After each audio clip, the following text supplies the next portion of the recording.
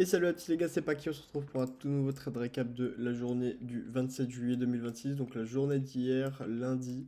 Alors, on va voir ça ensemble. Alors moi, initialement, j'avais un billet haussier, déjà de par le gap haussier qu'on avait eu, et en plus de ça, fondamentalement, on était légèrement haussier, plus haussier que baissier en tout cas. Donc c'est pour ça que j'ai cherché de la hausse de prix. Alors, quelque chose d'intéressant. On avait une divergence entre les plus bas weekly de la semaine dernière. En gros, ici. On voit qu'on les a repris sur le NQ mais pas le S.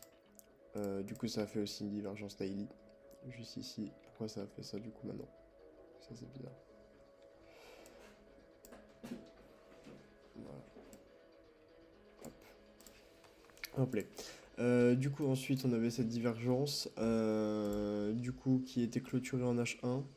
Donc en gros, moi du coup je voulais voir justement cette divergence clôturée en H1 comme ça, et surtout en H4 aussi. Voilà. Mais surtout en H1, parce que du coup elle montrait bien du coup la puissance de cette divergence. Enfin, vu qu'elle est clôturée, elle montre bien que la divergence est confirmée sur ça, surtout ça. Je suis en train de me perdre, je suis désolé, c'est le matin. Ensuite, on avait encore créé une autre divergence ici, cette fois 15 minutes. Donc une divergence daily, juste ici entre le cycle USAM et USPM. Juste ici, on avait créé une petite divergence. Voilà, tout simplement, il nous restait de la failure swing juste ici, sur cette zone-là. Ici, il n'y avait rien du tout, à part du gap et du gap et du gap, donc il n'y avait rien à target. Tout ce qu'il y avait à target, c'était simplement ces high et cette failure qu'il y avait là-dedans, qu'on va voir juste ici. Donc ensuite, je suis passé en 5M, et très simple. Du 5 minutes, j'ai attendu mon petit break de structure, enfin mon petit chiffre de market structure plutôt, qui était juste là. On avait clôturé à la hausse, et là je suis rentré dans cet order block. Alors je suis rentré ici, et pas sur cet order block directement ici. Pourquoi? Parce que je me basais surtout sur du 1 minute sur ce trade pour la failure, etc. Parce que là, on peut le voir ici, il nous reste de la failure. Ici, tout là. Ça, c'est une zone de failure, encore de minor failure. Et encore cette zone à aller chercher, juste ici. Donc, en gros, et ben, si vous voulez, je me suis calé sur le CSD qu'il y avait ici. Donc, là, celui-là. Donc, sur cette baisse de marché, ici. Et du coup, je suis rentré sur cette zone.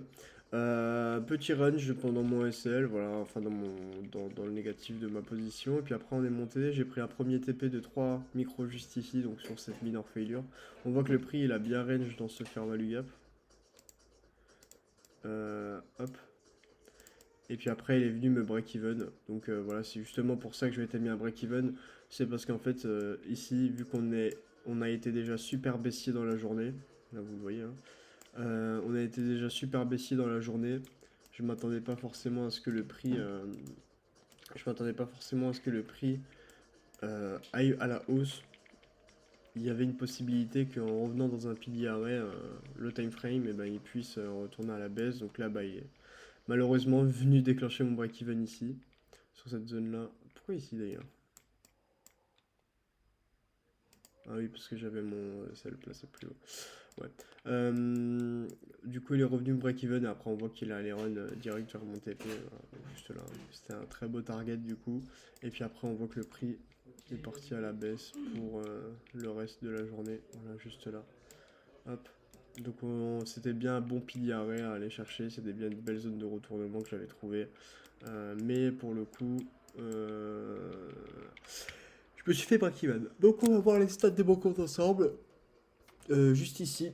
Donc ça c'était le break-even de vendredi, je voulais pas récap, mais bon c'est un petit break-even pareil. J'étais parti en short ou à la hausse, je sais plus, et je me suis break-even 10 minutes après peut-être ou un truc comme ça, donc je l'ai pas récap du tout. En tout cas, petit TP du coup 300 $ sur cette semaine, donc c'est déjà pas mal. Ça veut dire que là euh, il me reste 2000 $ à faire, grosso modo pour passer le compte. 2000 $ à faire, vu qu'il faut monter à 53 000. Donc 2000 $. Attendez, je réfléchis. C'est bien 6% qu'il faut faire. Ça, ok. Moi, c'est 6%. Donc, ouais, il me reste 2000 $ à faire. Une fois les 2000 $ faits, bah, après on pourra passer sur un full net, mais là du coup on part sur un mois assez simple pour l'instant, il est assez joli, je suis assez content. Voilà grosso modo ce qui s'est passé, en tout cas j'espère que ça vous a plu. Ce petit trade récap, en tout cas on va voir si je trade aujourd'hui ou pas. Demain c'est sûr que non, mercredi c'est sûr que non, parce qu'il y a la FOM, c'est l'après-midi, du coup je traderai pas, mais demain je traderai. Jeudi, vendredi je traderai aussi, normalement il n'y a pas de raison. Donc voilà, allez sur ce les gars, moi je vous fais des bisous, et on se dit à la prochaine pour le prochain trade récap. Bye bye.